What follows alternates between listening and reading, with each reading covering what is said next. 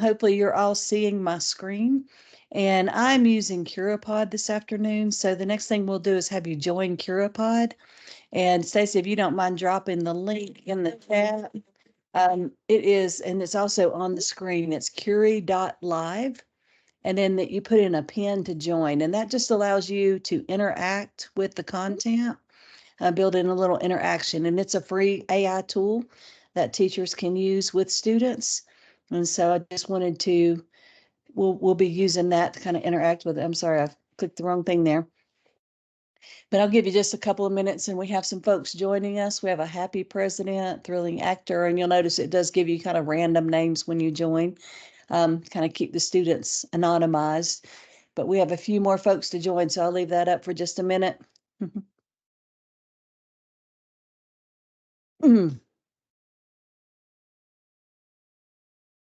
Okay, and I will quit doing that.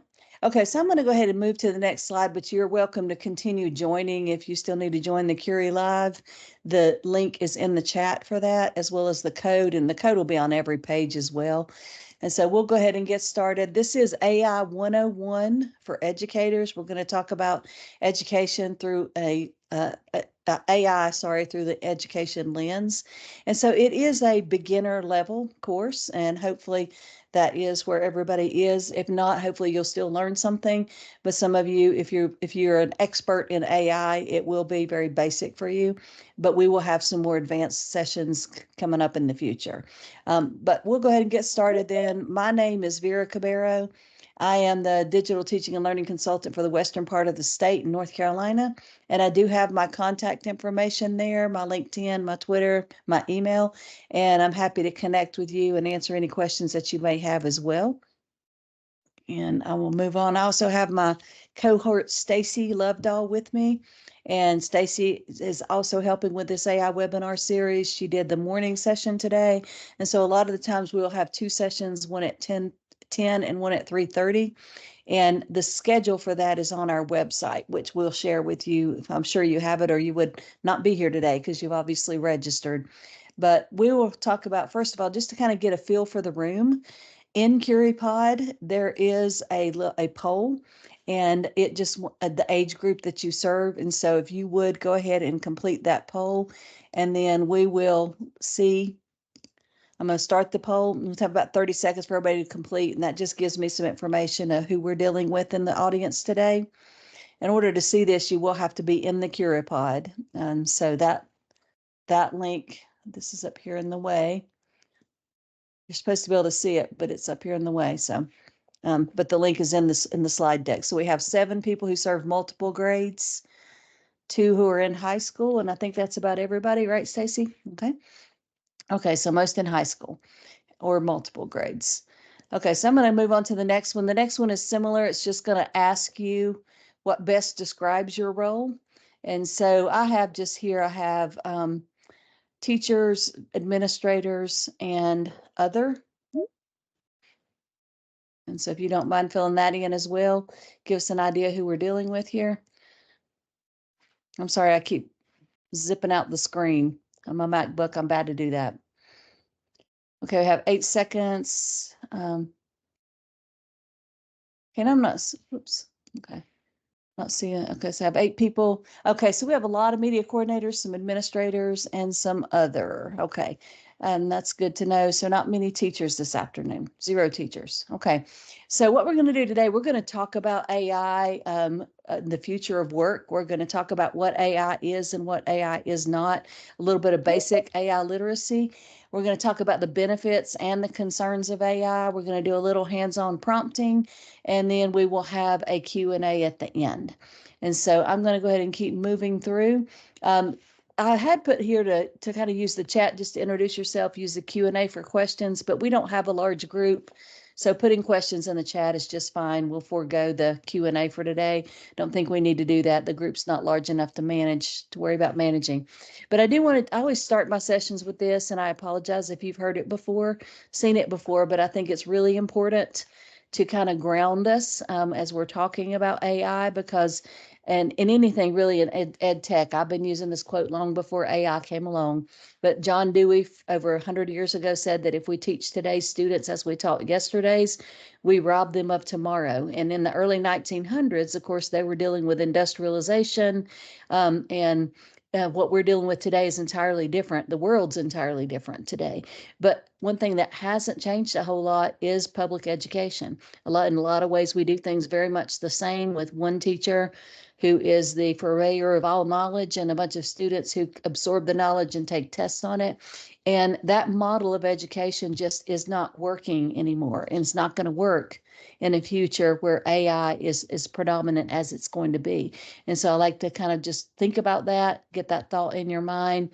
And in thinking about that, this is a fictional character here, Marley, but Marley is a 12-year-old in 6th grade. She's going to graduate in the year 2030. And if you've been paying attention in the last 18 months or so, since ChatGPT came out, things have changed so drastically. It's almost unbelievable. I've been around a long time, and I've never seen any kind of technology move as this has moved. And so we have to think about, what's the job market going to be like in 2030? What kind of skills are our students going to need to survive or to thrive? And then how are we going to make sure that they get those skills? And with those thoughts in mind, I'd like for you to just take a moment to help complete a word cloud. It'll be 1 minute. You have up to 3 words. But answer that question: what kind of skills and competencies do you think students will need to be successful in the year 2030? And we'll keep admitting people as we go, and Stacy will keep dropping things in the chat as we go.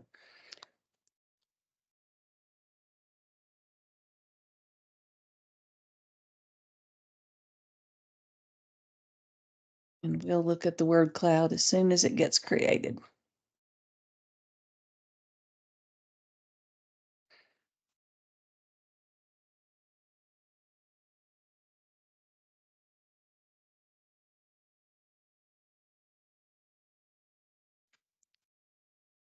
Oh, I gotta keep my hand off my mouse. I keep doing that. I'm sorry. Okay, we have 7, 6, 4, 5, 4, 3, 2, 1. And we will see what we created here. Okay. Okay, so the word cloud. We have communication skills, very big, teamwork. Both of those are the biggest ones. And then you see other things: flexibility, critical thinking, problem solving, time management, organization, independent thinking, interpersonal communication, support, collaboration, data literacy, and adaptability. And all of those are absolutely spot on. You can look at any of the surveys that are done, Fortune 500 companies or anyone else, and what they're looking for in their future population, and you will find all of those things there. Where you will not find all of those things is on our standardized testing or in your multiple choice testing. A lot of times it's done in the class. And so our method of education, of course, doesn't work super well with what people in the field, in the business world, are looking for. And so that leaves us kind of trying to bridge the gap, which is a tough place to be in. But we will talk a little bit more about the future of jobs. And I don't know how many other people saw this, but I've updated my slides recently to have some more recent statistics. I had some from about a year ago. And this report from Microsoft came out in May, so it's this month, but it really kind of shook me to the core when I saw this, especially the one that's the biggest there. The 66% of the leaders they surveyed said that they would not hire somebody without AI skills. And that is a really shocking number. And this is a pretty wide survey. And so if we think about our students in that regard, when they're going into the workforce, if they're not going into the workforce with AI skills, then we are really setting them up for a challenge. And then if you look at the other two over there, 71% said they're more likely to hire somebody with less experience who has AI skills, and than a more experienced person without them. And so people really are using AI in the field. 75% of people they found are using AI now on knowledge workers. And that's a drastic increase over just 6 months ago. It's a 46% increase. And so we really can't just bury ourselves in the sand and pretend that this isn't something our students need to know. And so here's just a few more. There's that 75% knowledge workers are using it, which is nearly doubled. in 6 months. And then the effect on work also, people are finding it's saving them time, improving focus, improving creativity, and improving enjoyment. And so it is here, and it's only getting more dominant. So that is kind of the why, starting with the why of why this is important, because that's an important place to start. But in thinking about those statistics, this is a quote from Teach AI's guidance about a year ago. They have said, and basically just verbalized it a lot better than I could, that if we don't eventually teach our students about AI in the classroom, we're actually going to increase the digital divide that has already existed. And so our students from lower socioeconomic statuses, our marginalized communities, those students who live in neighborhoods that are historically underrepresented, they're all going to be at a very big disadvantage if they're relying on the schools to give them access to devices and the internet and to training on these tools. And those students who are more privileged are going to be getting that access already at home. And when they go out into the workforce and compete against them, our disadvantaged students are going to be at a greater disadvantage. And so I really consider this an equity issue in education, that we really have to be considering this and making sure that when we are teaching students about AI, we also need to make sure that we're including all students. I've had experience in the past with computer science, where even though it's a K-12 computer science skills, all students are supposed to get it. I've had to teach it, and I've had to teach it to pull out groups of only AIG students, which typically are going to represent mostly your just more affluent students, and they're not going to represent a lot of our diversity.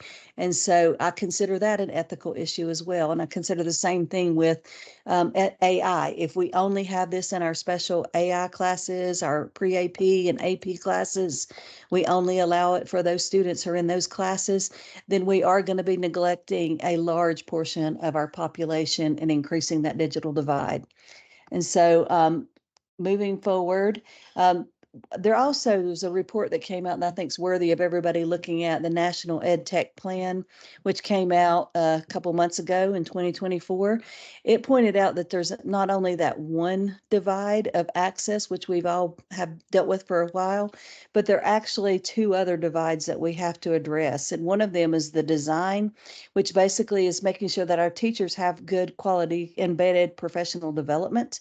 And then the use divide is addressing student use, where we want to make sure that our students have opportunities to use these tools and learn about them with guidance, and have opportunities to use them in increasingly more complex ways as they go through their school career. And so all three of those divides need equal care and equal consideration by our educators. And the next slide here, just I'd just like to point this out as well. I feel like everybody needs to learn about AI before they're ready to learn with AI. And I consider that to be educators and students. But it's really important because there are some considerations we're going to talk about in a few minutes. And folks who are not well educated on AI could get themselves into some sticky situations if they don't know what they're doing. And so teachers and students, leaders who are making decisions about AI especially, all need to have some basic AI literacy. And that's what today's session is about, is what do they need to know? How do we build that basic AI literacy? And AI literacy, this is just loosely defined, but it means having the skills and competencies required to use AI technology safely, ethically, responsibly, and effectively. And so that entails several things: understanding what AI is and what it's not, understanding the benefits as well as the concerns and limitations, understanding how to use it safely and ensure data privacy. We need to understand the ethical concerns around AI, such as bias and the hallucinations or inaccurate information. And we need to make sure that people actually have the skills to use the tools. And you'll notice there that the first four bullets all are learning about AI. Those are things that can be done before people are on AI. Only the last one actually requires you to be on AI, learning and working with AI. Okay, so we're going to have another poll. It'll be 30 seconds here, but the screen has a picture of 8 different types of AI that have been around for a long time, and just ask you how many you've used today. So I'm going to start the poll, give you about 30 seconds. We've got digital assistants, facial recognition or biometrics, translation apps, streaming services, navigation and maps, self-driving and parking vehicles, autocorrect or autocomplete, social media content recommendations. And so take just a minute to complete that poll if you don't mind. Stacy, would you let me know that you're hearing me? My screen is frozen with Priscilla on it. I just want to make sure that it's not me, that it's her screen, Yep. not. Okay. You're coming through fine, and we can see you Okay. and we can hear you. It sounds good. Okay. All right. Thank you. Okay, so we filled it in. So most of us use between 5 and 6 of those apps every day. And those things we've been using for about 10 years at least. I think Siri came out in 2010, so that's 14 years for Siri. And during that time period, those things have all been developed, and we've all used them, and they've just become part of our daily lives. And they all are AI. They're all based on AI, but they're a different type of AI.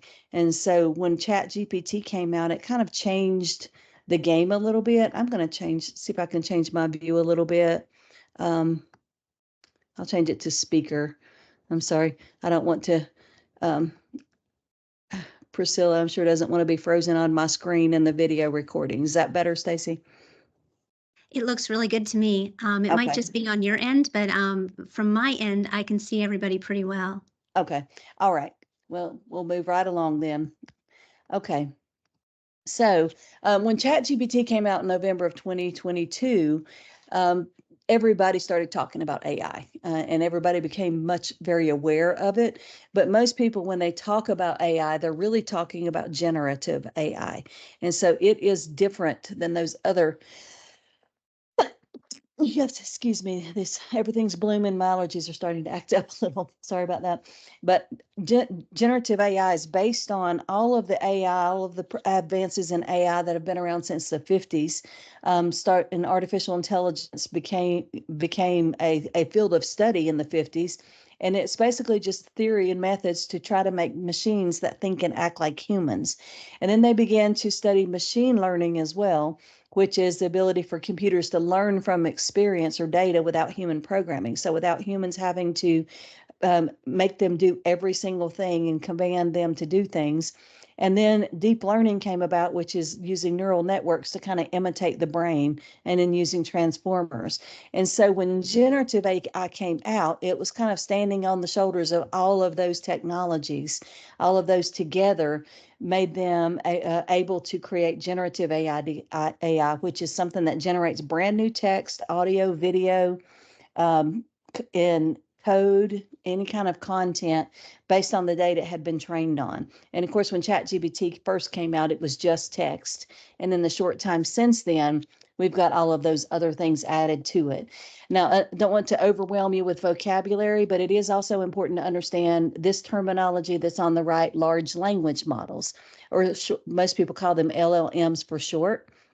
But large language models are a specific type of generative AI that train on data sets of text or language, and they learn the patterns of the language, and they can emulate the human writing, and now human voice and speech as well, and even singing.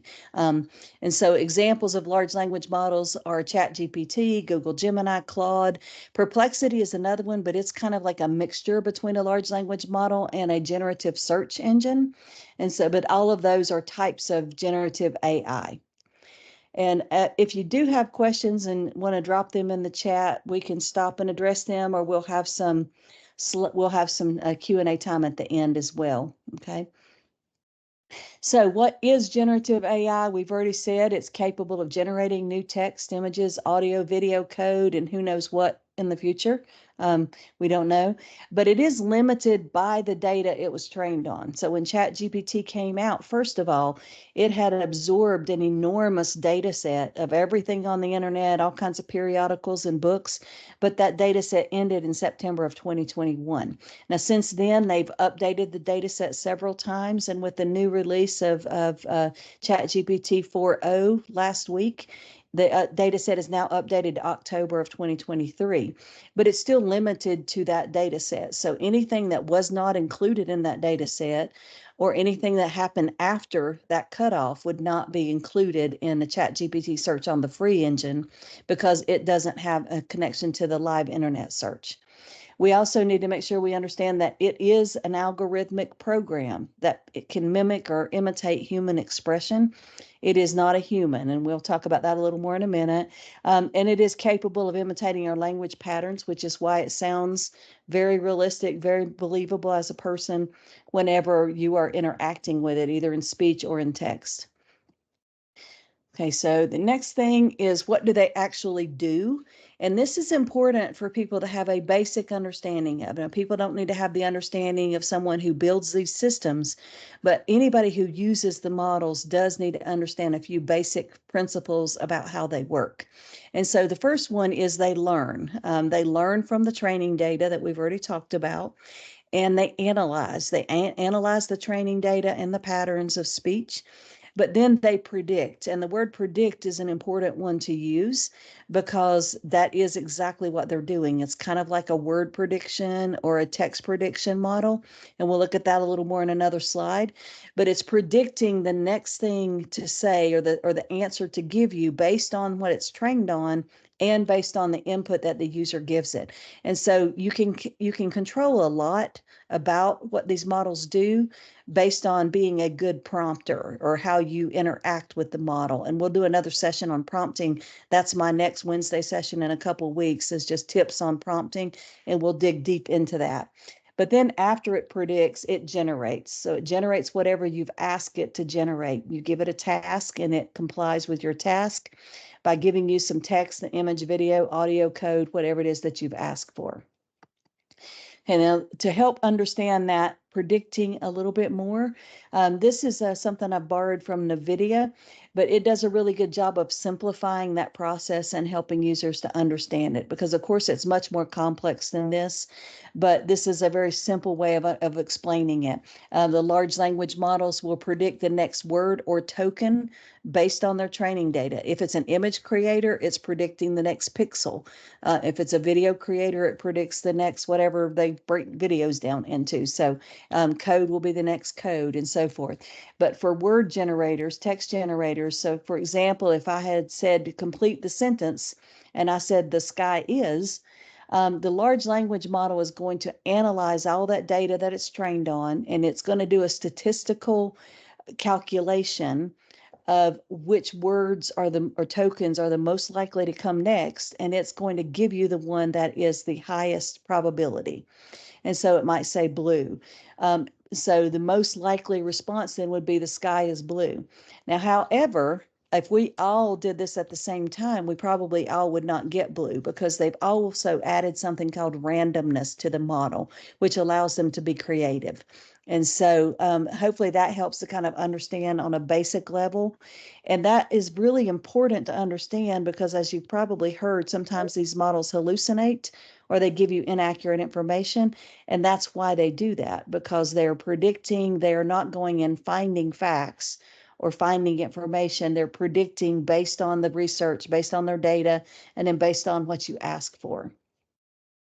Okay, so we're going to move right along. I'm kind of watching the chat loosely, Stacy, but let me know if you see something I need to address and I've missed it. So I'm going to move along to the next slide. We're doing great. There aren't any questions Okay. right now. People are just paying attention. Okay, great. Okay, so another thing to important to remember is what ChatGPT is not, and it is not Google. It is not a search engine. And so again, just to kind of help clarify that, a search engine is going to search content that was already created and exists. It was created by other people and put on the internet and cataloged. And so it's going to search that and it's going to return it based on what you ask for. And it's going to give you like a garbage dump full, a dumpster fire full of files. Depending on your search, it could be thousands or even millions of results. And quite a few of them are going to be garbage. They're not going to be targeting your needs at all. They're not going to be helpful. But with a generative search engine or an LLM, it generates new content by synthesizing the data it was trained on and based on the input that you give it in the form of a prompt. And so you can get exactly what you're looking for. You can get things to fit your exact need in your exact situation because you are guiding the model with your prompt. And so it's a much more powerful technology as far as helping you to create things and get what you want. Okay, so we're going to look at just some comparisons of a Google search or a internet search versus a prompt. And so a Google search term, you might say something like lesson plan, Pythagorean theorem, 8th grade. And again, if you do that, you're going to get this dumpster fire full of stuff. There might be something useful buried in it somewhere, but you're most likely going to have to take it and then reappropriate it for your particular needs. It's not going to be exactly what you need. And so the difference between a search term and a prompt is you're not just giving generic terms, you're giving it a task. You're telling the large language model what you want it to do. And so saying create a lesson plan to teach 8th grade math students about the Pythagorean theorem would be a prompt, but that's a weak prompt. You still won't get great results with that prompt. And so an effective prompt will have a lot more context in it. It will have context about the students, about the subject, about the topic that you want. And so this one, for example, says, and it will also assign it a role. And we'll talk about that a lot in the prompting session, but that helps. So you're an expert mathematician, skilled at simplifying complex problems for students, design an accessible and engaging 60-minute lesson plan to explain the Pythagorean theorem to a mixed ability 8th grade math class. Make it relevant by including real-world applications, and be sure students have the opportunity to communicate, collaborate, and use critical thinking skills.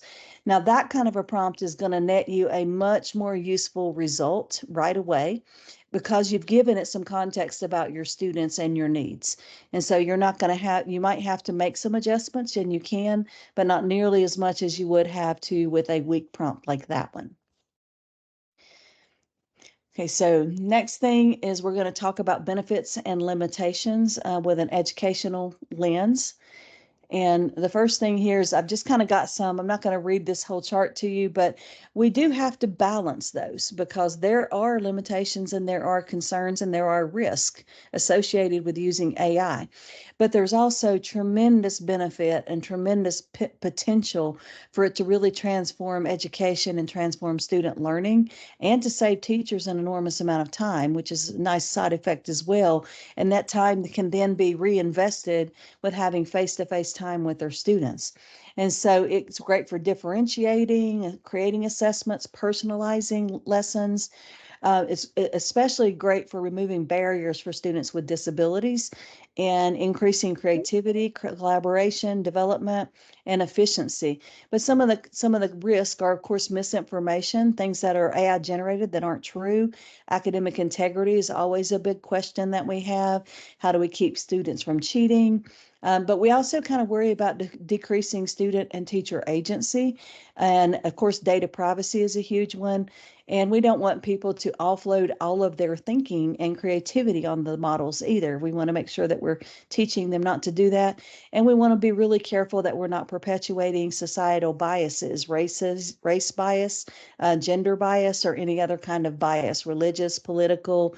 We have to be really conscious of that because it's trained on the internet. And nobody ever says the internet is an unbiased, peaceful place. And so they've done a lot to fine tune the models to get the bias out of them. And I will say that as a very early adopter, there are huge improvement now over last December, January in the amount of bias that is in the models because of all the fine tuning that's been done. But there is still that potential, and there will always be that potential because of the training data set that they're trained on. And so we're going to look at a couple of those things. And first of all, we're going to try a model. If you have one already, I would try it, but I will say that ChatGPT got some really nice updates last week. If you haven't used it lately, that might be a good one to try because they rolled out their 4.0 model, and it's really a nice experience, a very powerful model now that's available for everybody on the free edition. And so try it if you have access to it. But I have several options there because I never know what people will be able to access depending on their school and what's been allowed for them. So go to ChatGPT if you can, just chat.openai.com. If you don't have access to that, just choose another model. And then we're going to do a little prompting. Okay. And Stacy, if you don't mind dropping those starter prompts in the chat so that people can copy and paste them, or the whole document. Yeah, the whole document's great. This document has a lot of links in it and starter prompts that you can copy and paste from, just to keep you from having to type, because we're on a very limited time scale. And so these 5 prompts are on that document, and I think number 3 under prompts. Is that right? Yeah, copy and paste prompts. So they're under the number 1, copy and paste prompts. And so just like for you to try one of these in ChatGPT or whichever model you're in, and then we will kind of compare results. And I'm going to do the first one. I'm going to do the witty insults, and I'm going to drag my ChatGPT over here into the window. And then I'll do it, and we'll talk about ChatGPT for a moment. If you don't mind, just show of hands if you have never used ChatGPT. You can just do a raise hand or put it in the chat, either one. I'm just wondering if we have any beginners in the group. I'm not seeing anything. So maybe everybody's at least tried it. Okay. Okay. So I put in the 5 witty, I asked it to create 5 witty insults for people who are addicted to their phones using Shakespeare's wit, language, and style. And notice it knows my name because I filled in my custom instructions, which you can do in the settings. But it says, here are 5 witty insults, and thou art as glued to the glass screen as a barnacle to a hole, e'er seeking reflections, but finding naught but a fool's visage. It does some really, really good job. Very creative. Thy devotion to the glowing box does rival the moon's love for the night, but alas, it rewards thee with a naught but idle whispers and shadows. And there are several more there. Okay. And I could, oh, somebody did it in Jimmy Buffett style. I love that. I would love to hear. Do you mind sharing one of them? You can either come off mute or drop it in the chat. I'd love to hear the difference between mine and the Shakespeare and the Jimmy Buffett. Was that Stacy that did that? Yes, that was Okay. me. I'll go Okay. open them back up. I did George them. I was Carlin practicing as well? earlier. Oh Okay, dear. Lynn, if you don't mind sharing your one of your George Carlin ones, you can put it in the chat if you want, just copy and paste it in, or if you want to come off and mute and read it, that's fine as well. I think it's interesting to hear different results.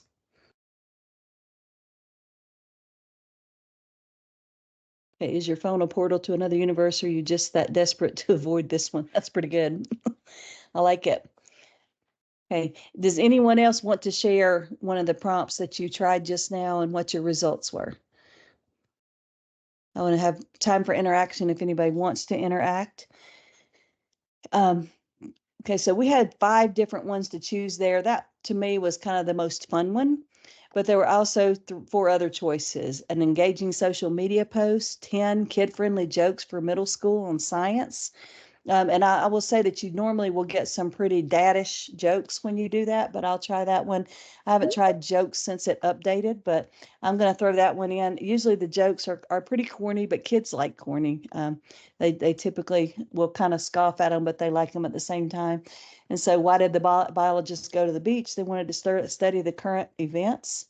Why did the chemists like nitrates so much? Because they're cheaper than day rates and so forth. So they're cheesy, but it is, I think, better than it was in 3.5 from my perspective.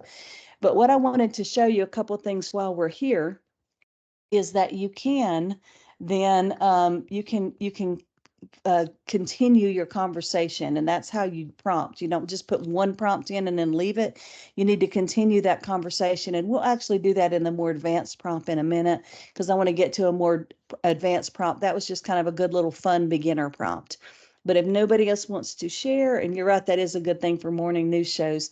But if nobody else wants to share, I'm going to move my chat window out of the way for a second. We'll go back to my, what happened to my, let me find my other window. Okay, there we go. My CuraPod window. And then we're going to do some more prompting. So just leave your prompt, your chat window up.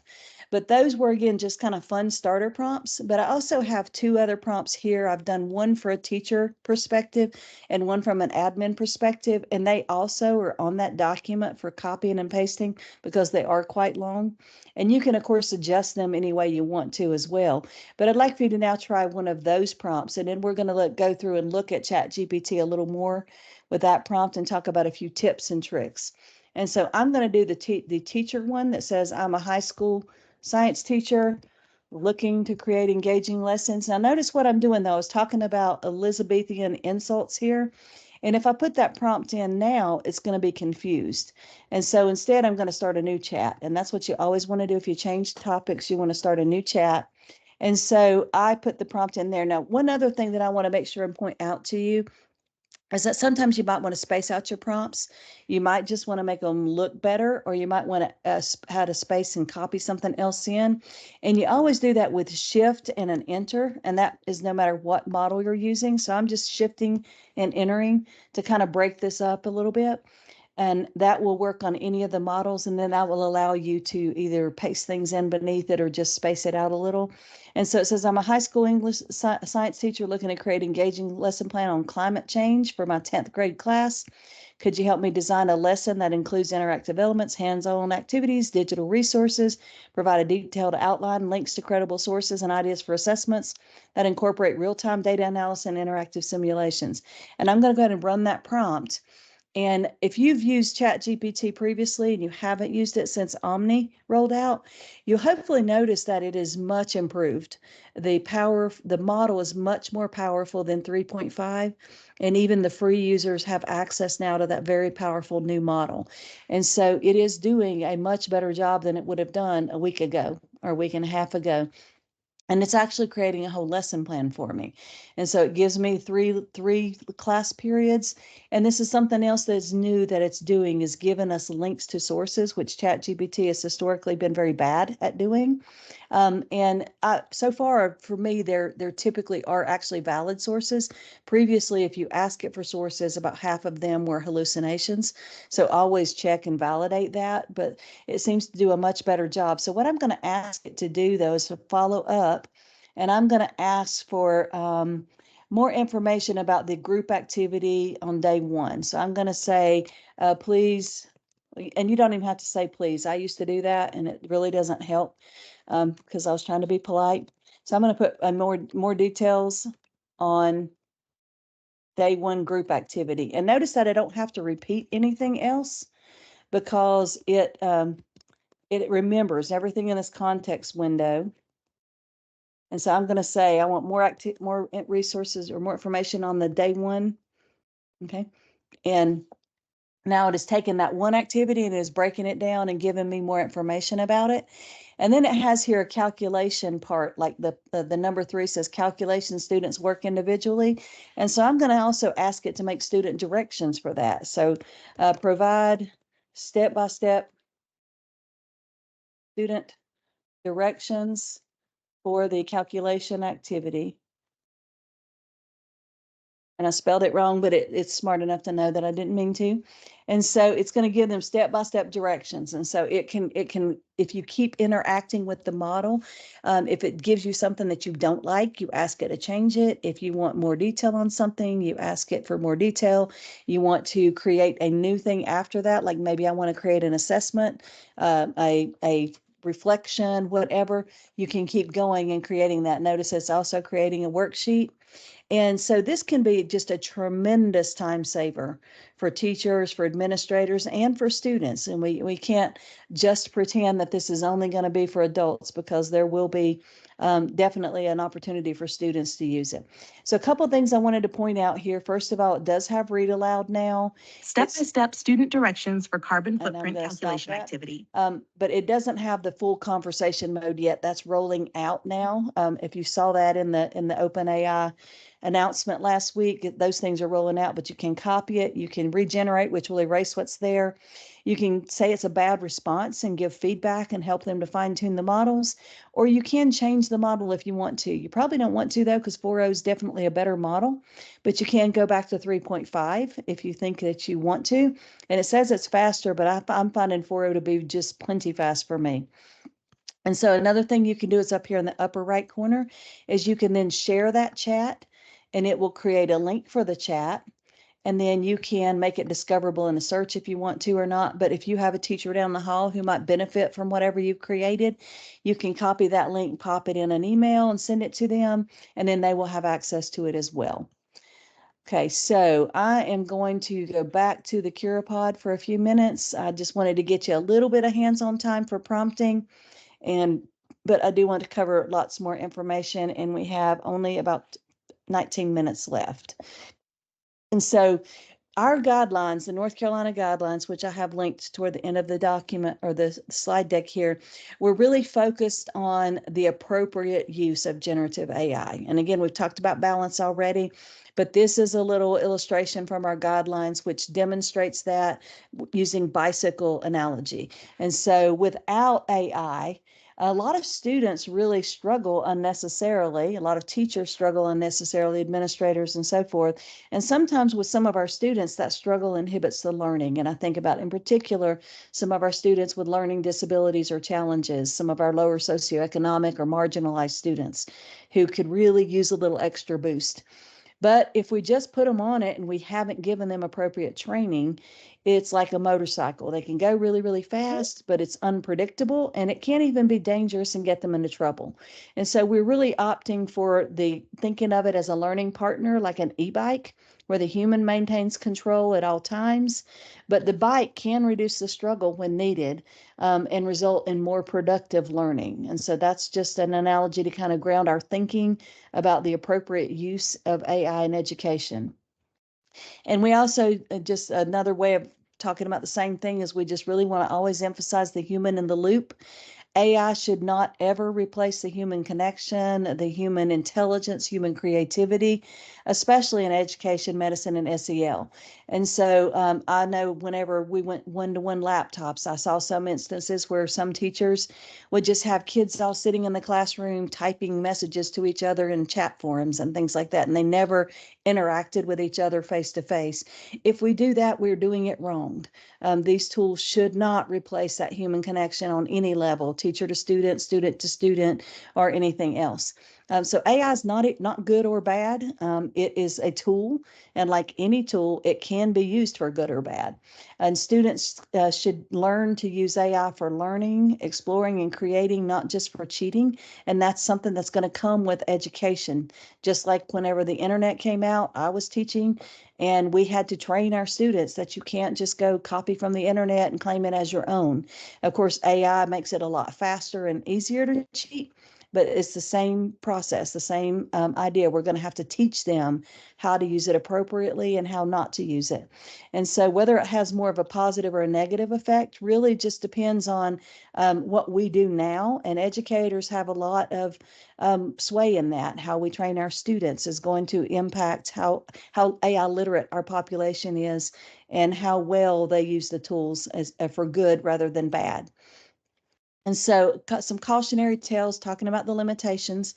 Many of you may have seen this story, but just to summarize it briefly, it's about a lawyer who did not understand ChatGPT. He thought of it as a search engine like Google, and he went and tried to use it to get some precedents for a court case he was trying because he was short on time. He did not validate any of the sources, and when he went to court to present them, he presented 6 precedent cases, and 6 precedent cases were all hallucinations. Not one of them was real. ChatGPT created them because they didn't exist. And so these models, their first priority is to give you what you want. And if what you want doesn't exist or they can't find it, they won't say, I don't know, or that doesn't exist. They will invent it. They will use that randomness or that creativity to make it up for you. And it will be very plausible and believable.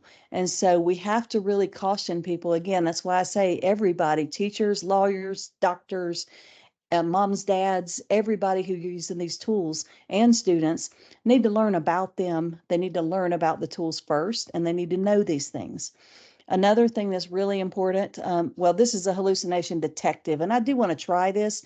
You guys are going to be the first group to try this, but Stacy, do you mind dropping the chat for that hallucination detective GPT in the chat? One of the other updates that came out with ChatGPT last week, you've been able to create these GPTs, which are like little agents to do what you want them to do for a while, but people on the free plan couldn't access them. So they weren't very valuable in education. But now that you can use them, I've created one to kind of help demonstrate this concept of hallucinations. And you guys let me know if for some reason that is not working for you. It worked the last time I tried it, but I created this little GPT, which will make a subtle hallucination in the prompt. And so I'm going to pull that window over and just kind of show it to you. And so that's all this thing does. And I've got to sign in. Okay. It's not signing me in. Let me get signed in. Oh, it's still saying it requires plus. I'm sorry, I guess that hasn't rolled out yet to everybody. I tried it on my account, my free account, and it worked. Is anybody able to access that? Okay, I guess that update has not completely rolled out. They announced it last week, but their updates are all on a slow roll, and some people may have the ability to, and others don't. And so we won't be able to try that today. I'm sorry. When I tried it on my other account, it worked. And so if nobody else here has it, but one of these days we'll get to use that. I'm going to use that in my ethical AI session. Then we'll use it then. But we'll ignore that for now. But what it did was just kind of to help demonstrate this, because it's real easy to miss these hallucinations. They're very subtle and very believable. And Stacy, I can't remember the quote you referenced from the AI educator, Dan Fitzpatrick, but I've tried to write that one down a couple of times and I forgot. But what was the quote he said? I got it from his book, Plausible Sounding Random Falsehoods. Yes. Okay. And that's exactly what they are. But they're just kind of interwoven in a very plausible way, and they're very easy to miss. And so when we tell people they have to really verify their sources, they really have to. And sometimes using an activity like that will help them to understand that. And so as soon as that rolls out, I'll include it in one of my future webinars as soon as it gets rolled out widely. But there are some ways that you as the user can help prevent hallucinations. However, there is no way currently to prevent entirely an AI from hallucinating, because the way the models work with that prediction that I talked about. And so, but these are all ways that you can reduce the chances of AI hallucinating. One is just being really clear and specific with your directions, making sure you use precise, concise language, avoid ambiguity, vague language, just like you were directing an assistant that you were paying very well to get exactly what you want. You want to give ChatGPT that much instruction as well. The second one is to adapt a persona or take on a role. Like in that one example earlier with the math, we said you are an expert mathematician, you are an expert teacher, you are an experienced caring administrator. When you give it a role, it helps it to hone in on a certain body of information, because remember, it's got the entire internet in its database. Another one is providing examples and delimiters. So if you want something written in an exact way, you can use triple quotes and say, I want it formatted like this, and put it in triple quotes, and it will imitate your formatting. And so that's one way to do it. Chunking inputs and outputs is a really good one too. When you're building things piece by piece, you want to validate each piece before you move to the next piece. And then at the end, you can say, okay, now put that all into a lesson plan, or put that all into a unit plan, or whatever the case may be. And another one is to provide reference material. And so if you're wanting information about a certain concept you're teaching, and you have a really good resource that teaches that concept, you can now upload to ChatGPT. I can on the free version. Hopefully everybody else can. It's limited. You only have a few files a day. And some of the other models allow you to upload other things, but you can copy and paste into it as well.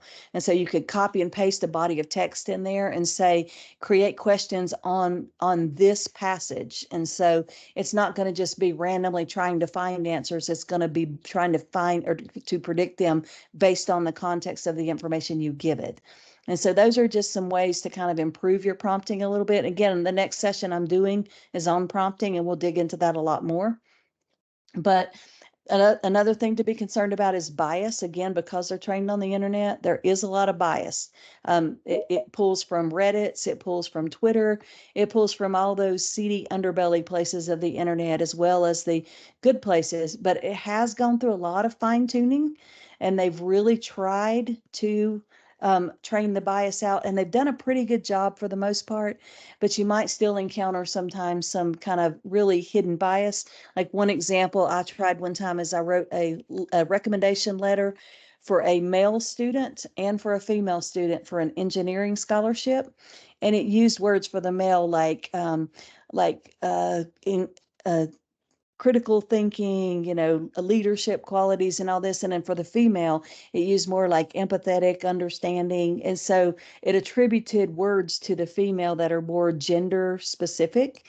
And if you're hiring for an engineer, you're probably not going to care so much about those qualities as the qualities it attributes to the male. And so that's just one example that was really kind of, if you didn't do both sides, you wouldn't notice it because it was still very flattering and positive, but just the terminology that it used was very different whenever I specified female versus male. And so those are things you have to think about. And the bias detector is another one that's not going to work today, so we'll skip that one. But how to mitigate it, be specific in your prompts. Ask specifically for diverse perspectives, objective responses, and different viewpoints. You can specify that in the context of your prompt.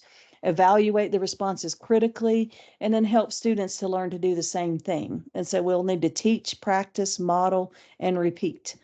And we only have about 8 minutes left, so I am kind of moving a little more quickly through the last few slides. But another huge limitation with AI is we have to understand that what we put in these models can potentially be used for training. And that means, and there was even an incident that happened a few months ago where people learned a certain thing you could do to the model. People red team them and try to break them all the time. And eventually it would start spitting out random personal information that people had input into the model. And so we have to make sure that our teachers and our students understand not to put information in those models. And then also that they don't just go sign up and sign students up for things that are not approved by the district. And I'm going to add that to the slide. I should have that there already. But I have had some incidences of people doing that when you see the next shiny thing at a conference and run back and make student accounts. And the students maybe they were even old enough, but that tool didn't meet the data security requirements of the PSU, and they really shouldn't do that. So we really, with our students, when they create accounts, that gives those companies access to their information. And there's some really stringent requirements that your PSU will want you to follow for that. So we need to make sure we're not doing that. Now, this is a graphic that I created several months ago along with AI for Education, and it's on their website. But it is just kind of like a reminder of how to use AI responsibly every time. And so to do that, we always have to evaluate everything, verify any facts or figures, edit the prompt, and then engage with the model with follow-up questions to get what you want. And remember that the human is always the responsible party. They're responsible for the output, and teachers are responsible if they create inaccurate information and put it in front of students. Students are responsible if they create information that is not their own and they pass it off as their own. We have to remember that. And there was a 2-minute video that I wanted to show you, and I think we have time. I'm going to show you because this is a compilation. It kind of combines about 2 hours worth of video from OpenAI's launch last week of 4.0. And a lot of these things are not available yet, which is why I'm not showing them to you live. But it really demonstrates where this is going in education. And I think that's really important for people to know because the potential for helping students is enormous. And so I'm going to skip through the first minute Today, or so. GPT-4 level intelligence, but it is much faster and it improves on its capabilities across text, vision, and audio. We're also bringing the desktop app to ChatGPT because we want you to be able to use it wherever you are. As you can see, it's easy, it's simple, it integrates very, very easily in your workflow. We know that these models get more and more complex, but we want the experience of interaction to actually become more natural, easy, and for you not to focus on the UI at all, but just focus on the collaboration with ChatGPT. With GPT-4o, this all happens natively. GPT-4o reasons across voice, text, and vision. And with these incredible efficiencies, it also allows us to bring the GPT-4 class intelligence to our free users. We're very, very excited to finally bring GPT-4o to all of our users. You can also use Vision. So now you can upload screenshots, photos, documents containing both text and images, and you can start conversations with ChatGPT about all of this content. So my friend Barrett here, he's been having trouble sleeping lately. And I want you to tell him a bedtime story about robots and love. Once upon a time, there was a robot named Byte. Can you do this in a robotic voice now? Initiating dramatic robotic voice. Once upon a time. Can you end the story, but do it in a singing voice? And they lived circuitly ever after. Bot Gaskar wants to know if GPT-4o is capable of real-time translation. Mark, io mi chiedo se le balene potessero parlare, cosa ci direbbero? She wonders if whales could talk, what would they tell us? Potrebbero chiederci come risolviamo le equazioni lineari. Sicuramente sì. So I'm going to show you a selfie of what I look like, and then I'd like you to try to see what emotions I'm feeling based on how I'm looking. It looks like you're feeling pretty happy and cheerful. The reason I'm in a really good mood is because Yeah, I'm not going to play the remainder of that, but I just put a question in the chat just for you to think about. What are some educational uses that some of those things could have? I mean, some of them can be earth-shattering for some of our students. Also thinking about accessibility uses, they're really remarkable, and those updates will be available on the free plan as soon as they roll out. I'm still waiting on the desktop app to roll out for me, and I also don't have that real-time conversational mode yet, even on my paid version. And so they are rolling out slowly, but I would encourage you to keep checking back to your account. I've heard some people on LinkedIn already have the desktop app and already have that real-time interaction as well as the vision. And there's also a really good video they did with Sal Khan with his son using it as a math tutor. And so the video piece, the camera, the seeing piece was used to kind of look at the math problem he was doing and tutor him through it step by step. So it's really remarkable all the ways that it can be used in the future in education. And the next couple of weeks, at least, even, are going to be just the change is going to be seismic, the shift. And when you come back to school in the fall, who knows what kind of things are going to be available to you.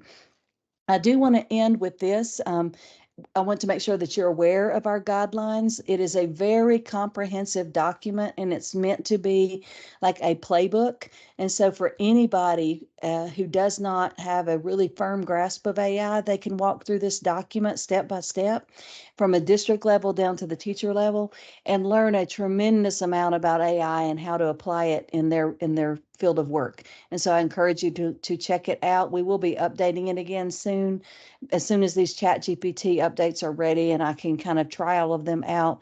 We'll be making some updates to it based on some of the new technology that's came out. But I do want to take a minute for Q&A, and then we do have a brief survey on its last slide. And you also have access to it on this Google document at the end. But if you have any questions, I haven't seen any come in the chat, feel free to come off mute. I do see somebody is typing now. And I know that we're almost out of time. So if you do need to leave, please just do complete the survey. That will automate the process where you get your certificate as well. The link to the presentation is on that document, the Google document as well. And I'm going to share that link in the chat as well. It also has the links to my GPTs that you couldn't try out today. But as soon as that updates happen, you should be able to access those GPTs as well. And so all of the links that we shared today, as well as the sample prompts, are all on that Google document, as well as the presentation. And I shared the presentation in edit mode so that you can make a copy of it, and then you can edit your copy to suit if you want to use it in your own school or district to help lead others in their basic AI literacy.